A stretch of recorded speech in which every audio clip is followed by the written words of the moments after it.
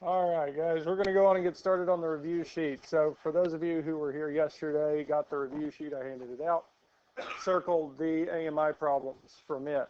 Those who weren't, I did write the AMI problems at the top corner of the page. Okay, and I do have them in Google Classroom. I'll write them up here again at the end. But what we're doing today is we're going to go over the review because your test is Monday, Tuesday. We're just half and half, so you should be able to finish it all in one day, but going to take two just to make sure. Now, we're going to go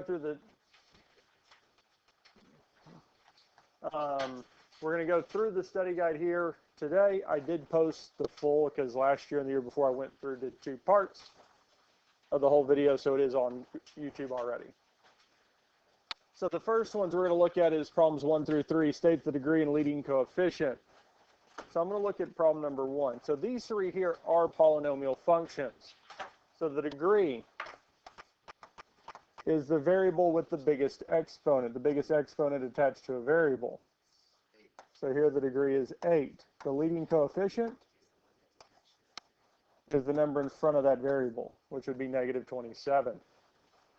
Now on the test, this part of it is going to be tied in with determining if it is a polynomial function. If it is, state degree, type, leading coefficient.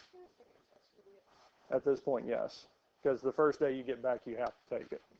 So that's it there. Now on the test, again, it's going to tie in. You have to decide if it is a polynomial function, yes or no. If yes, state degree, type,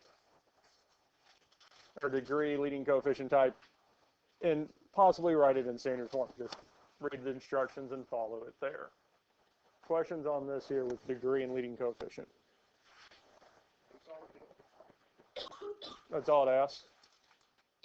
So again, read the instructions, especially on the test. 4 through 7, we're going to evaluate. Do you guys want to look at 4, 5, or 6? Okay. I was thinking 5. Okay. We can look at 5 because either 1, 4, or 5 is going to be the same thing, because what we're going to do is type or plug in the value of x that's given into the equation. So here we're going to have negative, parentheses, negative 7 cubed, plus 3 times negative 7 squared, plus 5 times negative 7 plus 1. And that there is just a colon. Yeah, not a colon,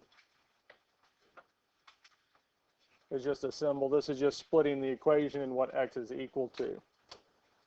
So in this here, we'll have negative parentheses, negative 7 to the third, plus 3 times negative 7 squared, plus 5 times negative 7 plus 1, 456.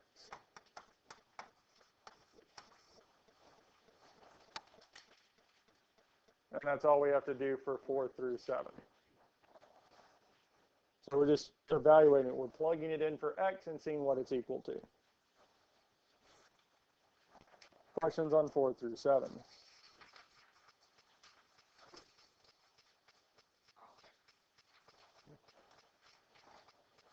Okay. Questions 8 through 10. Determine if the following function is a polynomial. Yep. So there are all of these things because exponents aren't negative, exponents aren't fractions, exponents aren't variables, variables aren't inside of a radical, variables aren't multiplied together, variables can't be in the bottom of a fraction, are kind of our rules for this here.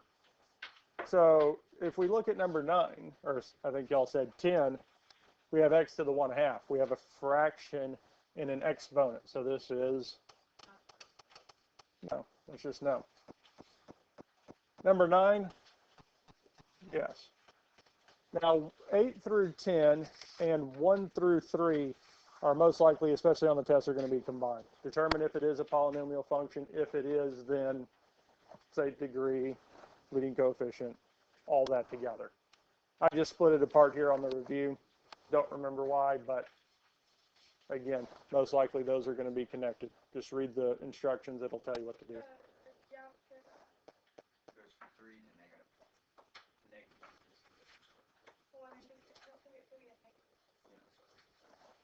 Number 8. Exponents can't be negative. Yeah. Mm-hmm. Yep. Mm-hmm. Yeah, you can have your review. If we have time, I'll put that back up. If not, that is going to be here and the other one. And that I did write that out in your note sheet. I don't think I wrote that on the included that in the review, but you can go back and write it in. 11 through 19 simplify each expressions. You're using addition, subtraction, multiplication on these here. So if we look at 11, we're adding. Since there's nothing in front of either set of parentheses, we can drop the parentheses. Plus negative 2x squared minus 3x plus 2. Normally we don't put the plus negative 2. We could just say it as minus. We can put plus negative 2x squared. And at this point here, we're going to combine like terms. 3x squared minus 2x squared is x squared. 4x minus 3x. And then negative 1 plus 2 is plus 1. Because with addition, we just drop the parentheses, combine like terms.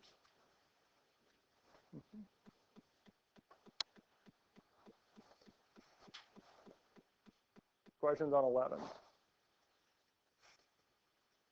We good with 11? If we look at 13, 13 is a little bit different. Not so much that we have more terms, but instead of addition, it is subtraction. The first set of parentheses we can just drop because there's no sign in front of it. There's no term in front of the parentheses. We need to distribute the negative all the way through. So positive 2x to the fourth is now negative 2x to the fourth.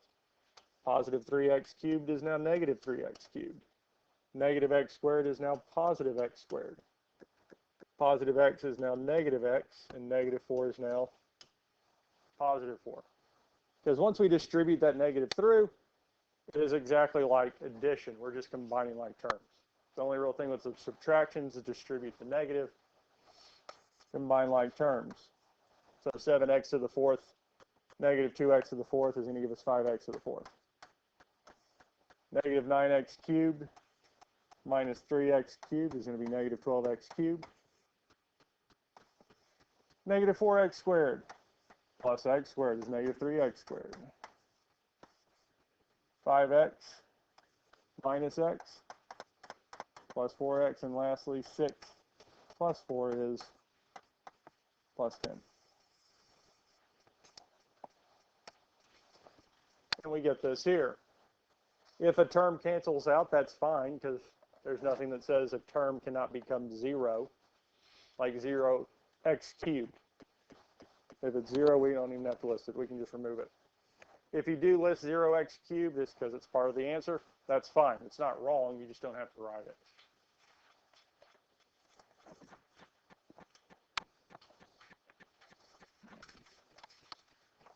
Questions on addition or subtraction?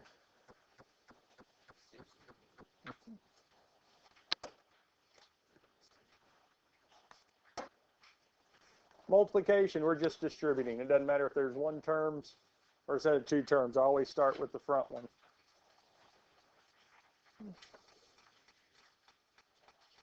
Yeah. Because here we're just distributing through. 6x cubed times 2x squared. 6 times 2 is 12. X cubed times x squared would be x to the fifth, because we added exponents. 6x cubed times negative 27x. 6 times negative 27, negative 162, x to the fourth. Because x cubed times x, 3 plus 1 gives us 4. And lastly, 6x cubed times 4 is going to be plus 24x cubed. And that's it.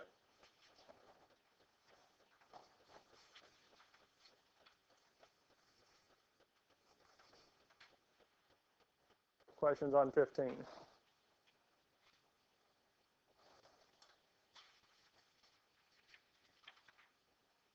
We're ready to look at 16.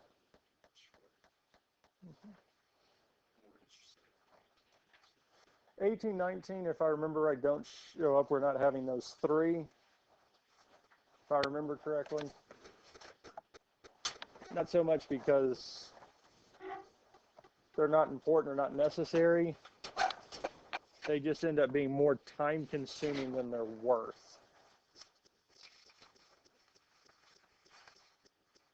Yep, nope. No threes. All twos. So single term like the one we just did, or something like this here where we have two sets of parentheses, we won't have three. Now both of them might have three terms, like 17, but it's still just two sets of parentheses. So we start with the 2x. 2x times 2x squared. Well, 2 times 2 is 4x times x squared is going to be x cubed. 2x times 5x is going to be plus 10x squared. And 2x times 8 is going to be plus 16x.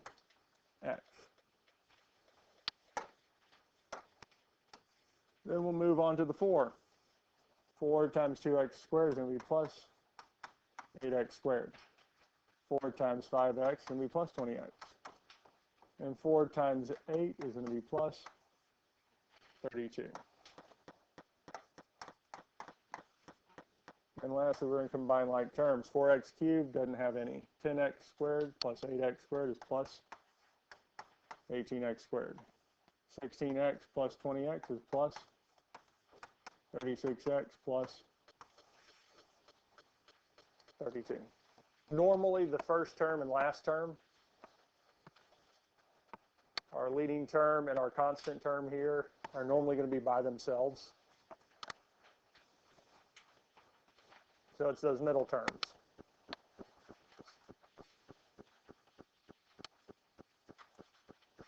Questions on multiplication? We good with this here? Okay.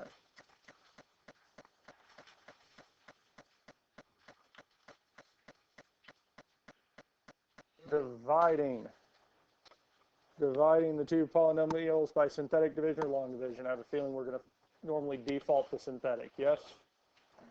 So for this here, synthetic division, first thing we do is we take what we're dividing this by and set it equal to 0.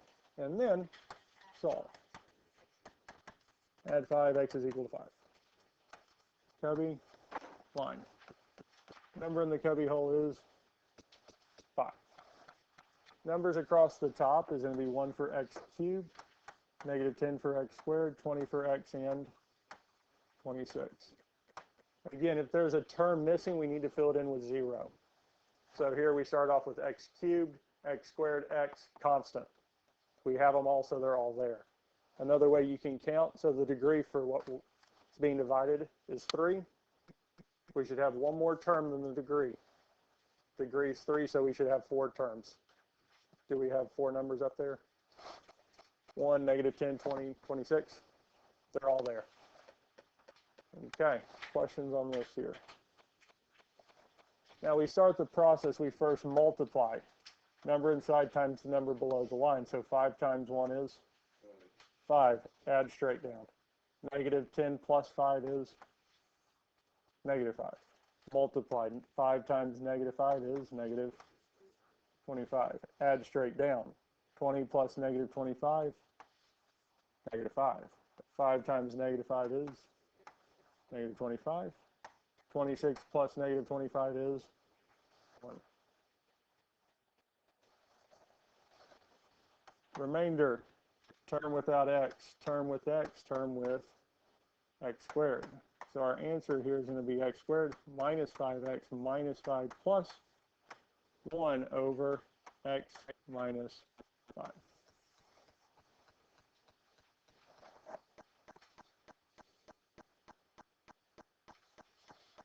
On the homework, you might have noticed that some of them it was subtracting the remainder, some of them it was adding the remainder, trying to figure out which was which. It's just, is the remainder positive or negative? So let's just say here it's not, but let's say if it was negative 1 as the remainder, we could have put it as plus negative 1 over x minus 5.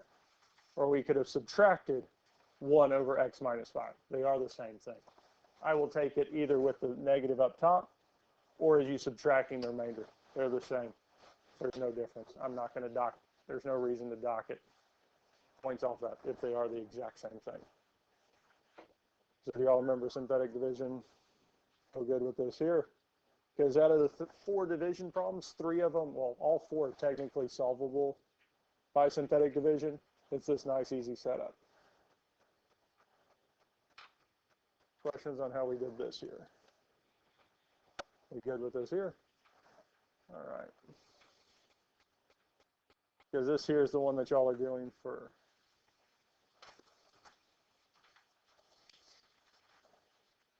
Now there will be one like this here on the test, and this one, synthetic division works, but we had to have a special way to set it up.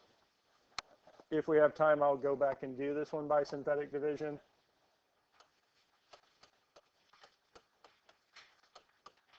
But I'm going to do this one by long division so that we do see both.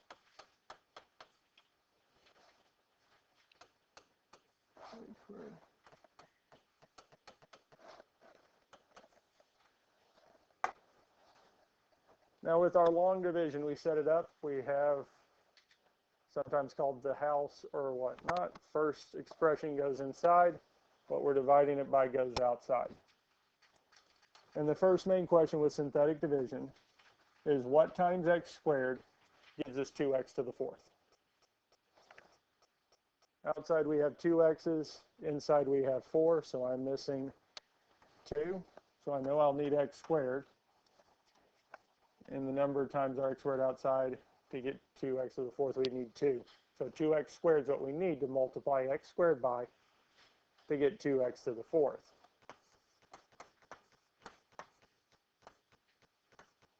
Squared. And then we need to distribute the 2x squared as our next part. So 2x squared times x squared is our 2x to the 4th. 2x squared times 4x is going to be plus 8x cubed. 2x squared times negative 2 is going to be negative 4x squared. And once we get that, we write it under here.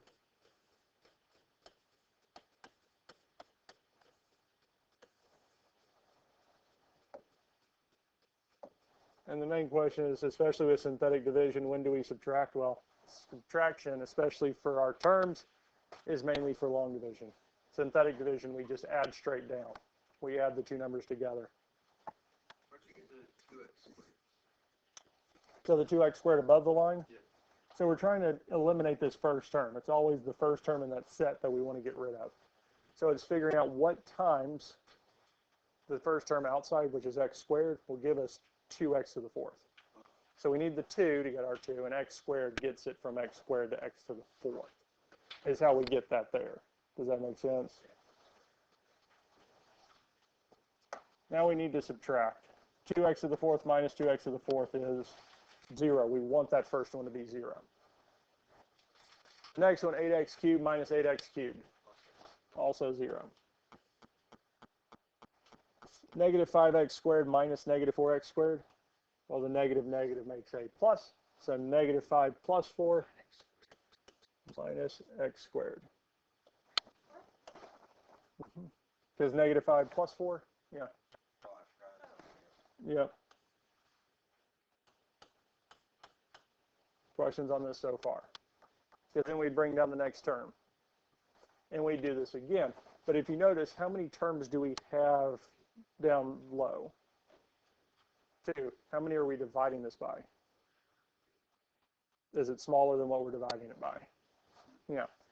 Normally, we would say we're done, but we just need to make sure there aren't any other terms that can be brought down. So we have 3. Yes, we can keep going. Yep. So what times x squared gives us negative x squared? Negative 1. So because we had to bring 2 down, that middle term, that term with x, is not there. It'd be 0x. There is no x term. But we'll multiply the whole thing by negative 1 this time.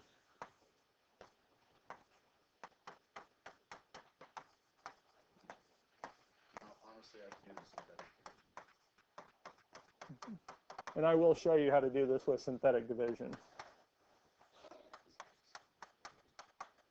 Yeah, the x came out a little weird mainly because I keep trying to write a 2.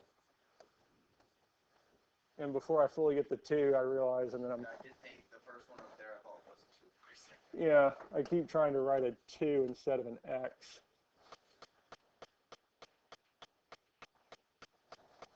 And our last subtraction step, negative x squared minus negative x squared, well, that is 0. Negative 4 minus negative 4, 0. 2 minus 2.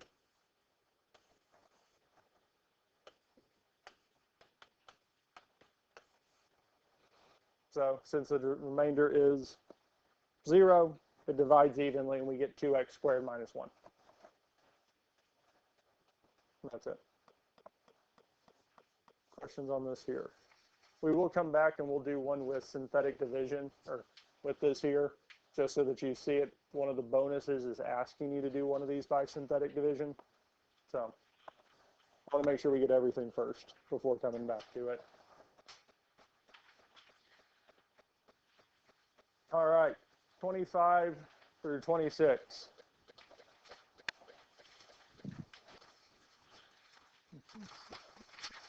We'll look at 26.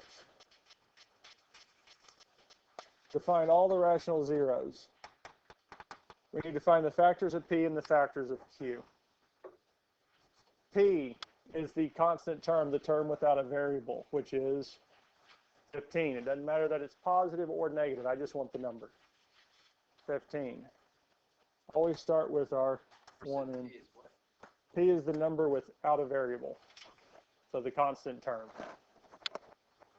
So 15, we want the factors of 15, all the numbers that multiply together to give us 15. So we have 1 and 15, 3 and that's actually it. Yes. I always give myself a lot of extra room just in case there ends up being a lot of factors we can fit them in. If not, we just have a lot of extra space. Q is the leading coefficient, the number in front of the variable with the biggest exponent, which here is 12. So we'll have 1 and 12. 2 and 6, 3 and 4.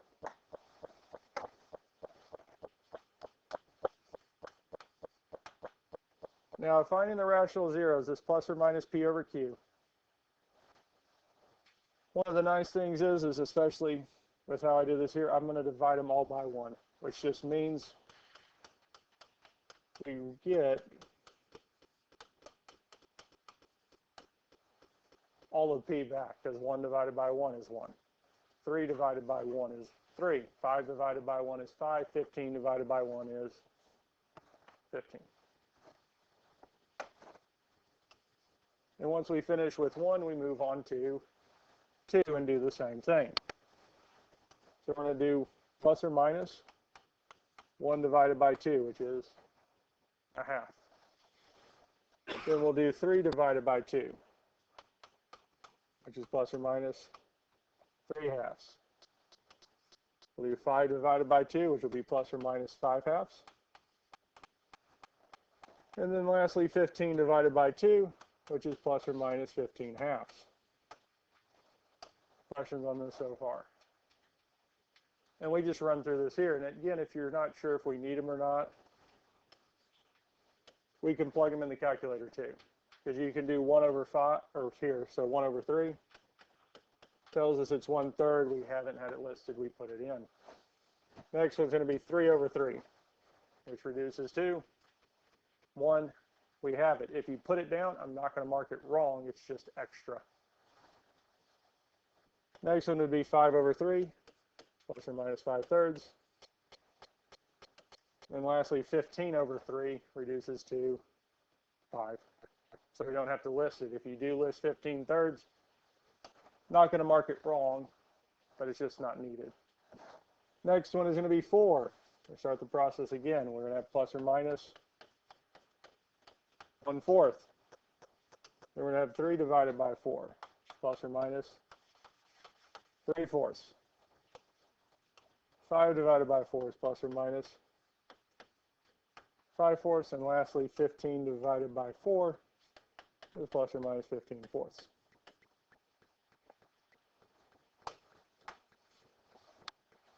Do it again with 6. 1/6 is going to give us plus or minus 1/6. 3/6 is 1/2. We have 1/2 listed, so we don't have to list it again. 5 divided by 6 is going to be plus or minus 5/6.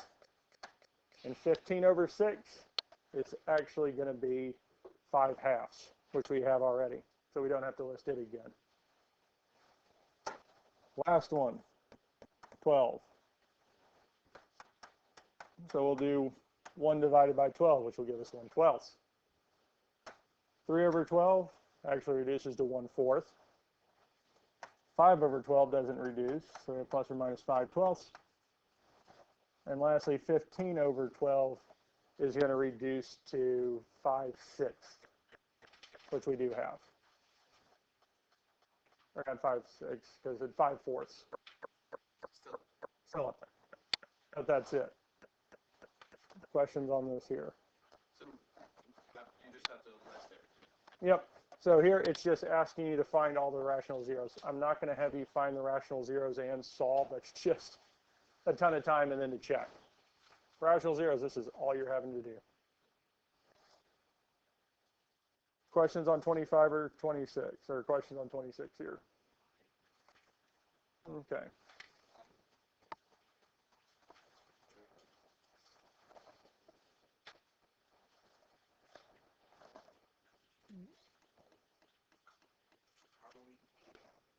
He's going through and dividing each number by every number.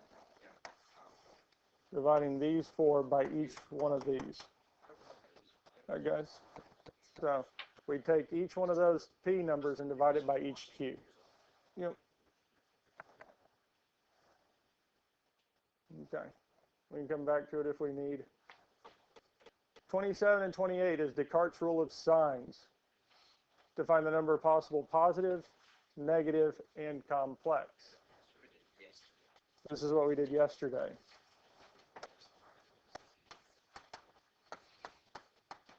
Now to find the number of positives, we just count the sign changes. So from our first to second term, it goes from positive to negative, so that's 1. Then we go from negative to positive, so that's 2. Positive to negative, that's 3. Negative to negative doesn't count. Negative to positive, that gives us 4. And lastly, positive to negative gives us 5. So the most positives we can have is 5 or an even number less than it. So we can list them out here or we can do it later. We're going to have 5, 3, and 1. Because take 2 away, we get 3. Take 2 more away, we get 1. Our negative. To find the negatives, we need to find the function g of negative x, which again, we had the nice shortcut of if the exponent's odd, we change the sign. If it's even, we leave it alone. So the first one is to the 7th power, so we have to change it from negative to, or positive to negative. Second one, x to the 5th. Again, it's odd, so we would change from negative to positive. Our third term is even, our x to the 4th, so the sign stays the same, 27x to the 4th.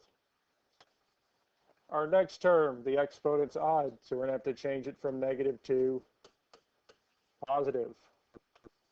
Our x squared term, that square is even, so it's going to stay negative 20x squared. 5x has to flip, and our term without a variable stays the same. Positive is even if we do the even ones to the odd ones. So it's just, or kind of when we flip it, so we look at the power. So x to the 7th, that 7th power is odd, so change the sign. So we change the sign for x to the 7th. X to the 5th, 5th power is odd, change the sign. That's what I'm saying. Yeah. If like the positive up there, where we Yeah. get it, unfortunately, if it's even with the even ones to the odd ones. It'd still be the same. Because if it's even, like x to the 4th, stays. So if it had, say, x to the 8th leaving it, x to the 8th would stay the same sign. And we do the same process. So it doesn't matter so much what the first term is, just what the power is. If the exponent attached No, it, not the first term, the positive. It's like 5, 3, 1 right there. oh yeah, that'd still be 531 for the positive count. Yep, for the negative count, now we count it. Does that, okay. So, are you having questions about 531? No, I'm saying if the 5, 3, 1 was like 4? 6, 4, 2, Yes. would we switch the positive ones instead of the odd ones? The even ones instead of the odd ones up there? No. Yeah, because the 531 there, get back to where we were. Oh, almost. Come on. Where are we? One more. There we go. The 531 is just based off of the original function, how it changed. So the main goal is count the number of sign changes, get the first number. Doesn't matter what it is. So if it's say, yeah, let's say it's 6. It's that or an even number less than it. So the first even number less. Exactly what I was asking if Yeah. it was. Yes, thank you. Took us a second, but we got there. Yeah, we do the same thing. Yep. Does that make sense? And then the process would be the same. Yeah. Okay, so we good there?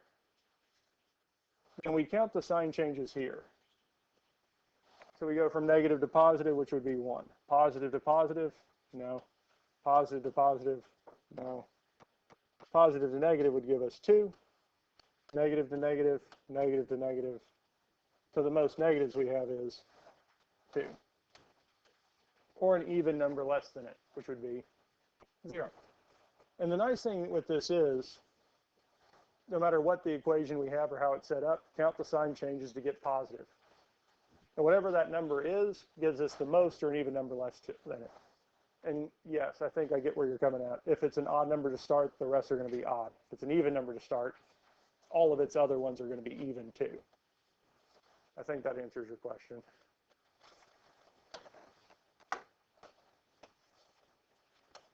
Positive, negative, complex. Now, since the degree is 7, there's going to be 7 of them. 7 solutions. Now, the most positives we can have is 5. The most negatives we can have is, which does give us a total of 7, 0 complex. Now, we have 2 options with our negatives. Because our other option is that we could have 5 positives and 0 negatives, yes? Total of 5, so we're missing 2. Those other 2 have to be complex. And that's all of our combinations of 5 positives with our negatives.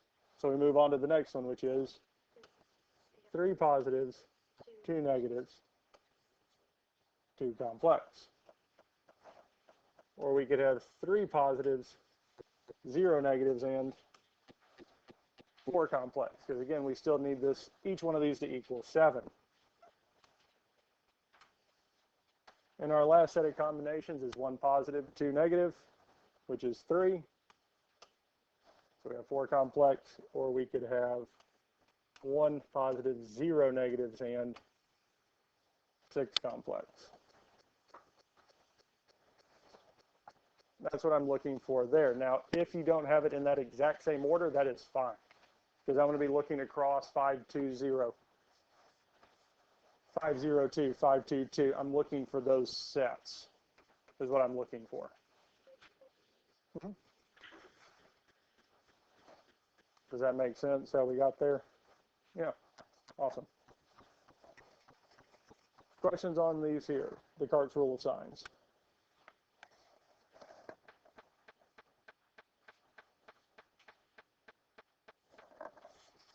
(29 through 34). Let's see here.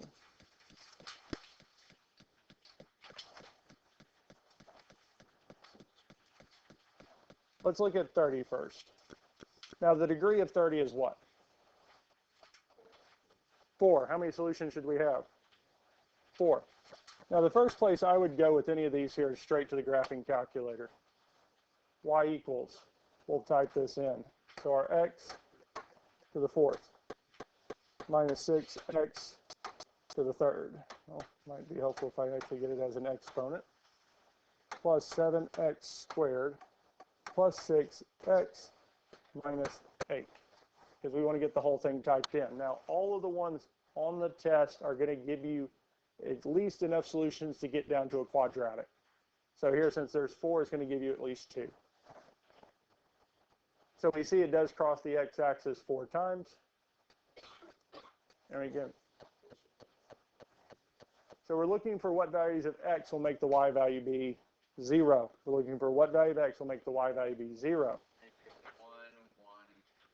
and 4. So negative 1, 1, 2, 4. So we can say x is equal to negative 1. Exactly 4. The degree is 4, so we need 4 solutions, yes? How many did the graphing calculator give me?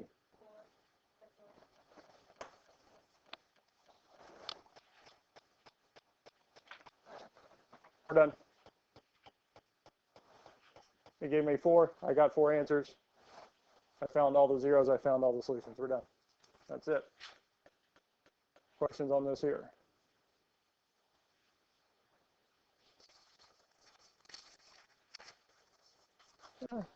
Let's look at 31.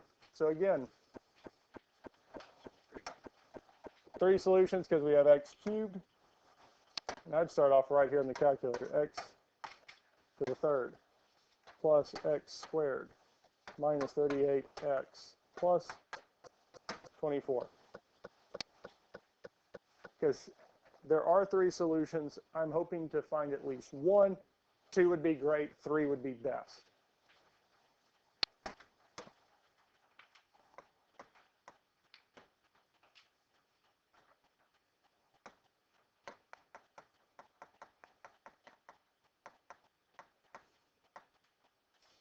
Okay.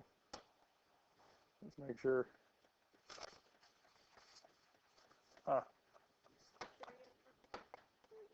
Let's see here, because we're doing 31, right? Yeah, I was looking at the wrong problem. It's like, that doesn't look right. X. The only thing that popped up for me was Yes, 3. 3 is our only solution that we have.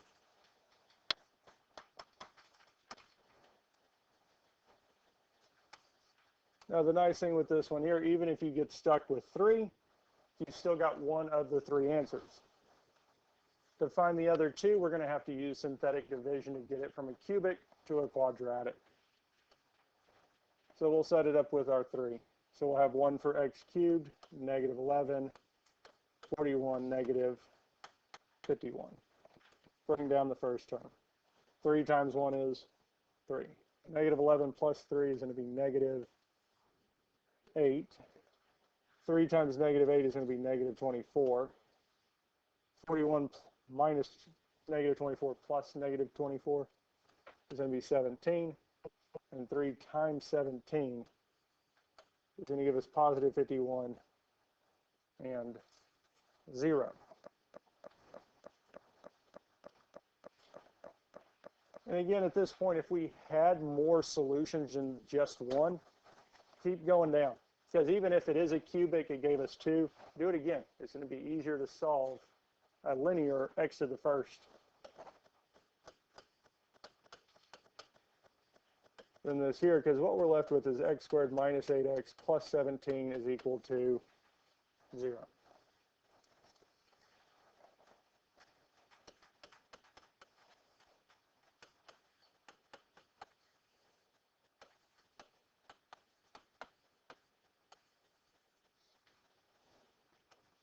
You might be wondering why I'm going straight to quadratic formula and not trying to factor. If it was factorable, for this one here, it would have shown up on the graphing calculator.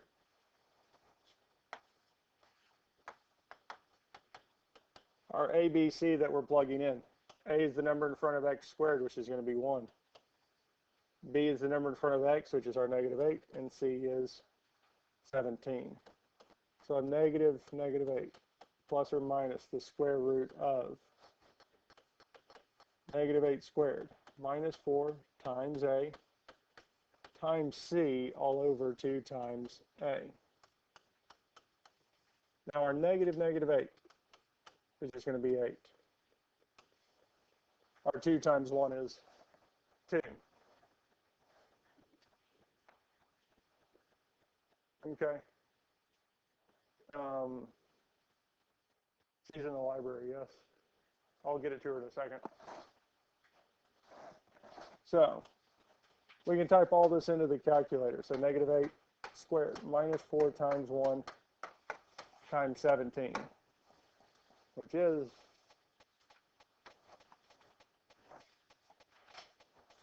negative 4.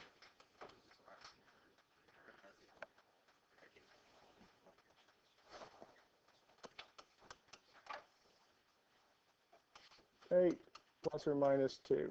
Now the negative, or the square root of negative 4, anytime we have a negative inside of a radical, it's going to come out as I. That leaves us with the square root of 4.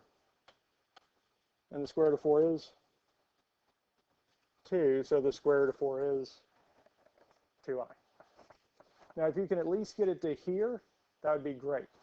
But we can simplify it one more spot, because 8 and 2i are both divisible by 2 to the bottom. So we divide everything by 2, telling us that the other two solutions are 4i and, or 4 plus I and 4 minus I. That's all of them.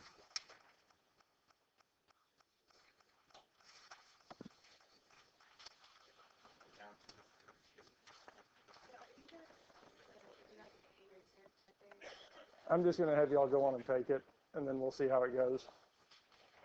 Because for the most part, as y'all have seen, most of this test is not bad. I don't see y'all dropping the letter grade unless you leave the majority of the same blank. But I'm not going to go on any limbs there. Questions on solving? Okay. So if you do come back and find one of these, especially with solving, you want to see done, the 2 parts that I have up there do have it all.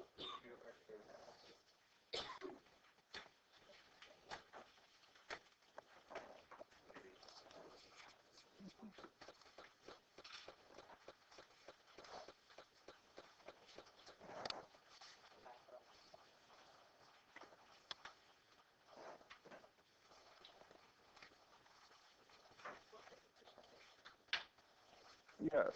3, 7, 8, 12, 14, 17, 22, 23, 25, 27. Right there in the top corner.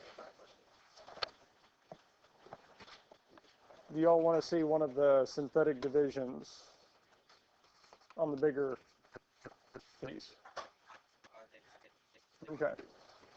Because if you come back and want to see that, the other 2 videos do have it. They should have every problem on this. So, should be able to finish. I didn't want to keep going on in class. No. So what I was asking you about earlier was this. Hold on one sec.